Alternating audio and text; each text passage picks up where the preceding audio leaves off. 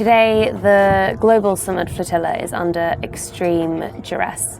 This morning, passengers on the family boat woke up to the very distressing news that the boat's motor is irreparably damaged and the boat will not be continuing the journey. However, that doesn't mean that the operation will stop here, and crisis management is underway.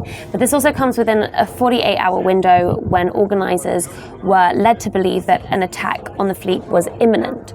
To mitigate that risk, we have been moored in Greek waters, and there's been a continual presence of Greek Coast Guard around us. There has also been the arrival of an Italian naval vessel with a second Italian and a Spanish naval vessel also on the way. Nevertheless, the possibility that an attack occurred here on the family boat in the form of sabotage is very real.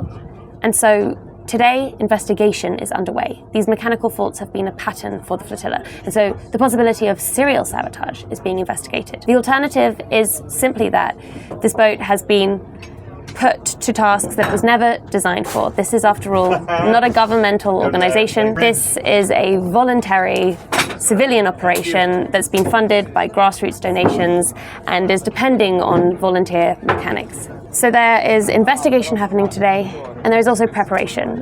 The organisers are looking at how they can redistribute as much of the aid and as many of the passengers on family across the fleet as possible.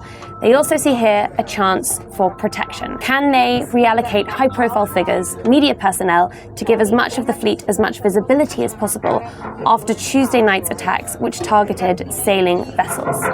However, this is difficult for many on board to accept because these groups have been doing security drills as a team for weeks now in anticipation of interception by Israel's military. Those security protocols will need to be renewed from scratch, and people will need to begin relying on new teams and on new boats for their safety. As a passenger on family, I am also awaiting news about reallocation. That should come later today, and we will update accordingly.